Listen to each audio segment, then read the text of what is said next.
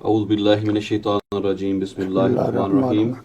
السلام علیکم سامعین محترم، پروگرام کاروان ذوالفقار کے ساتھ عرفان بھٹی آپ کی خدمت میں حاضر ہے۔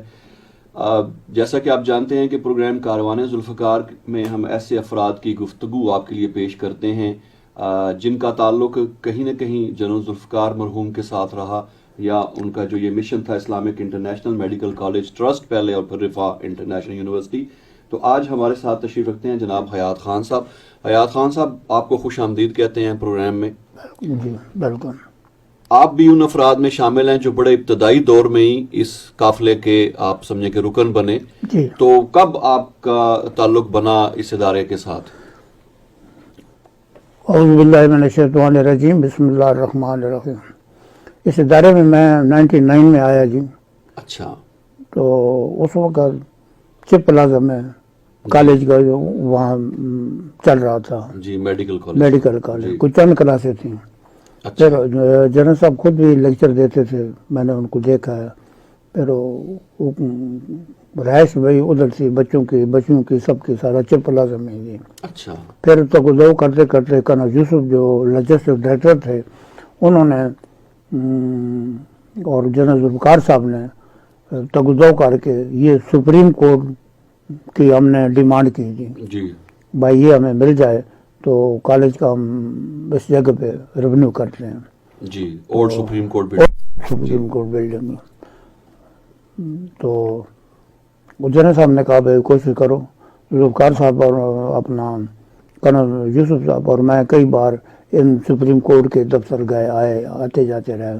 پھر ہماری اللہ کی مہربانی سے یہ بات بن گئی۔ تو پھر ہمارا یہاں پہ ایک تختی لگی ہوئی ہے جنرل صاحب، تو وہاں ہم آ گئے ادھر۔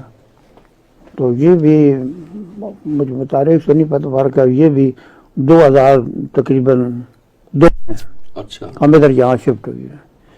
پھر اس کے علاوہ جنرل صاحب نے کہا بھائی یار رہائش کا بندوبست کریں، آدمی تعدادیں بڑھی، کیونکہ پہلے میڈیکل 1 تھی، پھر میڈیکل 2 بنی، پھر 3 بنی، پھر کمیونیکیشن ایسے کرتے پر یہ سمسٹر چلتے گیا آگے جی۔ تو پھر ہم نے کی حاجی کیمپ کی۔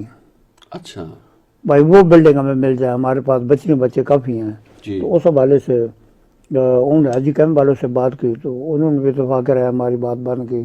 پھر ہم نے حاجی کیمپ کو لیا، جوانوں کو وہاں سے نکالا، کچھ بچیاں تھیں نیا سیالہ میں ہم نے، وہ بھی ہمارے پاس بلڈنگ جنرل صاحب کی ذاتی تھی جی۔ تو وہ انہوں نے اس کو ریونیو کیا۔ کرنے کے بعد جنرل صاحب نے بچوں کو شفٹنگ کا پروگرام دیا، بھائی شفٹنگ کو سب ادھر کرو، بچوں کو ادھر، بچوں کو ادھر۔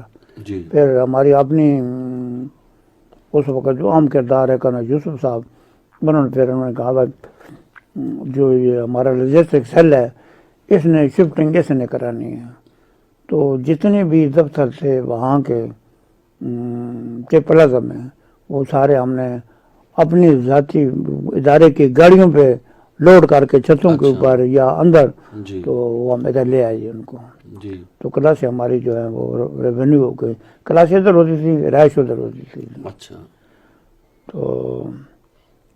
تو آپ کی تو شروع سے نا ایڈمنسٹریشن کی ذمہ داری یہاں پہ رہی ہے جی۔ تو کیا حالات جب آپ نے یہ بلڈنگ لی تھی جی اس وقت کیا حالت تھی اس بلڈنگ کی، کیا تبدیلیاں پھر اس لے کے میں آئے؟ میرے خیال میں جو ہاشمی صاحب ہے اس میں کردار ان کا بھی کافی اہم ہے، کیونکہ کافی پرانی بلڈنگ خالی پڑی تھی بڑے عرصے سے جی۔ تو وہ اپنے جو ہمارے ویٹر تھے، جتنے بھی عملہ تھا، رات دن تو دو کیا، کھدائی کی، کیاریاں بنائیں اور اس کو رنگوں پہ حسن کا دوبالا کیا جی۔ تو جس میں ہمارے یہ مسئلے ایسا حل ہوتے گئے۔ پھر پارکنگ کا بڑا مسئلہ تھا، ہر روز آئے دن فساد، چوریاں، موٹر سائیکل کدھر گیا، گاڑی کدھر گئی، تو اس کے لیے ہم نے سیٹ اپ کیا جی۔ وہ جو گراؤنڈ تھا اس کو ہم نے کیا۔ پھر بعض اوقات سپریم کورٹ والے پھر یہ مسجد آ گئی، اس کو تھوڑی ہم نے بڑھایا، تو ان کے ساتھ ہمارا تھوڑا سا تکرار ہو گیا۔ یہ کہتے جی بلڈنگ کو تو بالکل ہلانا ہی نہیں ہے، جیسی جو چیز ہے اسی حالت میں ہم نے چارے دیے وہی لینی ہے۔ لیکن خیر پھر بھی ہم سارا کرتے رہے۔ ابھی کچھ اچھائیاں ہیں، کچھ ہماری نلیکی بھی ہے۔ سامنے میں بڑے بڑے درخت کھڑے تھے، اچھا ہاں یہ بلڈنگ کے سامنے بڑے تھے۔ تو کرنل یوسف نے کہا حیات خان بات یہ ہے بھائی درخت کاٹنے ہیں ہوں، تو یہ بھی خیال رکھنا ہے کہ کہیں پھنس نہ جائیں. میں نے کہا جیسا کوئی مطلب ابھی آپ نے حکم دے دیا کرتے ہیں. یہ سامنے روڈ کے جتنے بھی بلڈنگ کے سامنے درخت تھے بڑے بڑے, یہ راتوں رات ہم نے گرائے جی, اور راتوں رات ہی ان کو باہر بھیجا جی. تو بلڈنگ کے جو ساری چیزیں جی لک تھی اس کو ہم نے بہتر پہلے درختوں میں چھپی ہوئی چھپی ہوئی تھی بلڈنگ تھی, کوئی نہیں تھی. تو اس میں کوئی پھر مسئلہ نہیں ہوا, پوچھا نہیں کسی نے آپ سے؟ میں نہیں, کسی نے کیا پوچھا تھا, وہ الحمدللہ کسی نے نہیں پوچھا جی, کسی نے بات کی. پھر منصور صاحب تھے اللہ پاک جدھر بھی ہیں خوش و کرم لگے میڈیا کے, انہوں نے کہا جی میں یہ لگاتا ہوں تصویریں لگاتا ہوں دیوار کے ساتھ فرنٹ سائڈ پہ. انہوں نے بنوائی ہیں, بڑا اس حساب سے بنوا کے ساری چیزیں لگائی ہیں جی.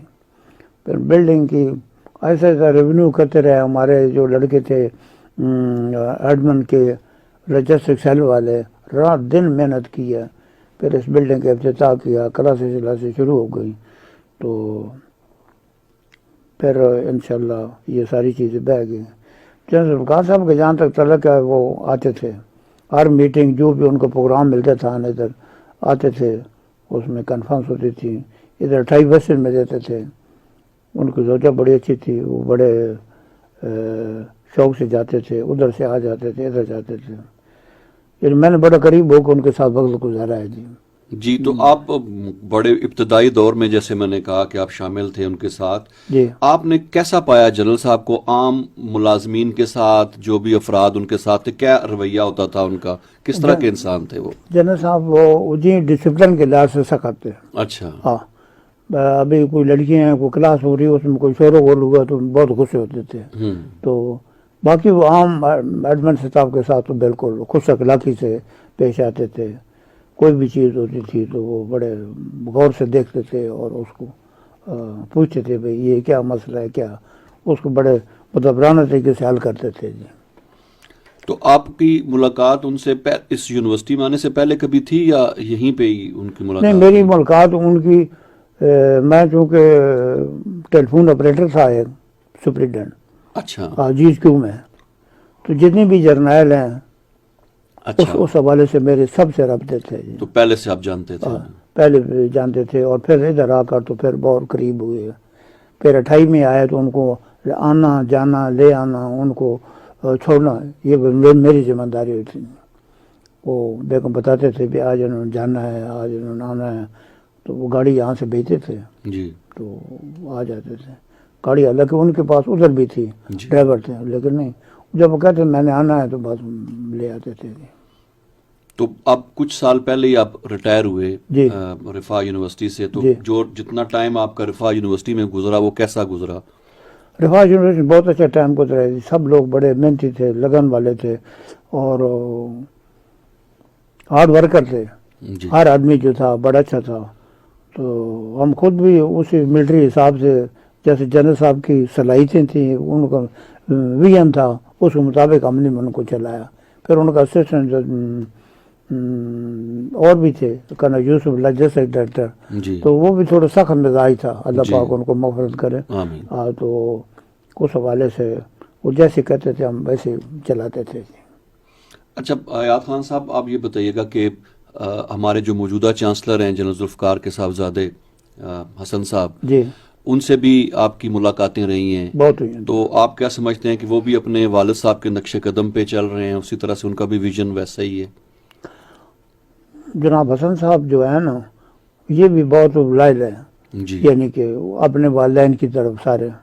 تو یعنی کہ کافی میں گھر کے جو ورکس ہوتے ہیں, شادی ہوتی ہیں, اور جو ادھر مشکل وقت ہوتے ہیں, ڈیڈ باڈی آتی ہیں, ان کو ریسیو کرنا, ساری چیزیں.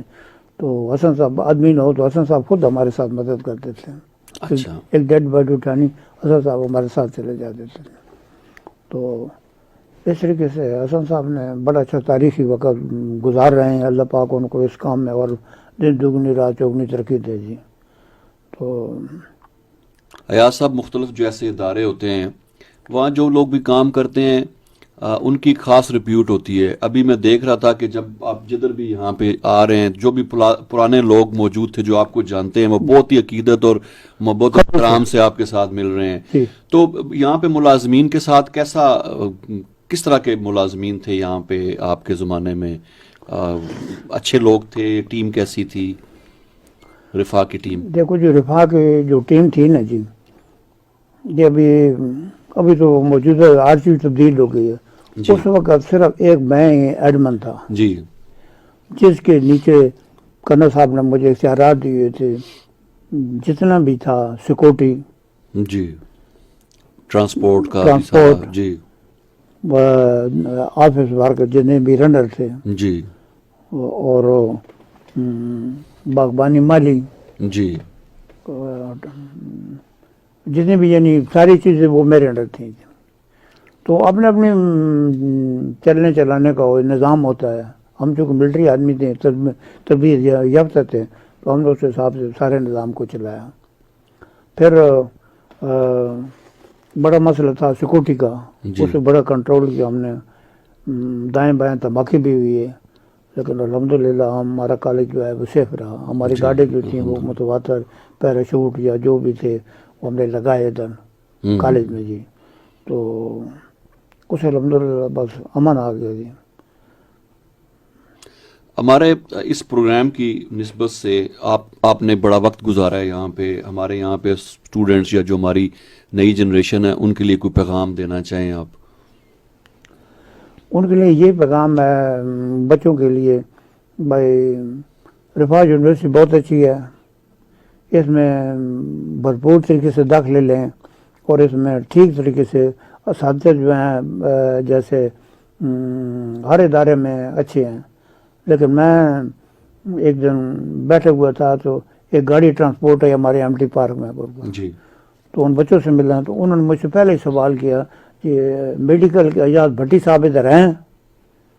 میں کہ جی بالکل. کہتے جی وہ کراچی ہمارے ساتھ رہے، بہت اچھے لوگ ہیں. تو جتنے بھی اسٹاف ہیں یہ سب اچھے ہیں، محنتی ہیں، تقدو والے ہیں.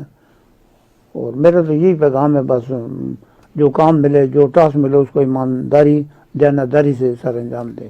صحیح، بہت بہت شکریہ ایاد خان صاحب. سامعین محترم، ایاد خان صاحب ہمارے ساتھ موجود رہے. Islamic international medical college trust کے ابتدائی دور سے ہی کاروان ذوالفقار کا ایک حصہ رہے، اور آج 18 سال تقریباً. 18 سال ماشاء اللہ. بہت ایک بڑا ایریا ہے، کیونکہ یہ بھی تقریباً یونیورسٹی کو بنے ہوئے بھی تقریباً کوئی لگ بھگ اتنا ہی عرصہ ہوا ہے. تو 2002 میں ہم نے یونیورسٹی باقاعدہ بنی، اور اس سے پہلے اسلامک انٹرنیشنل میڈیکل کالج. تو ان سے جو بھی ابتدائی دور میں کس طرح کے چیلنجز آئے، کس طرح سے اس کا سامنا کیا گیا، اور جنرل ذوالفقار صاحب کی شخصیت کیسی تھی، اس پہ ان سے گفتگو ہوئی. یہ پروگرام آپ تک پہنچانے میں ہمیں معاونت حاصل رہی ہے ہمارے براڈ کاسٹ انجینئر جناب واجد محمود کی، ان کا بھی بہت بہت شکریہ. عرفان بھٹی کو رفاع FM 102.2 کے اسٹوڈیو سے اجازت دیجیے. اللہ حافظ.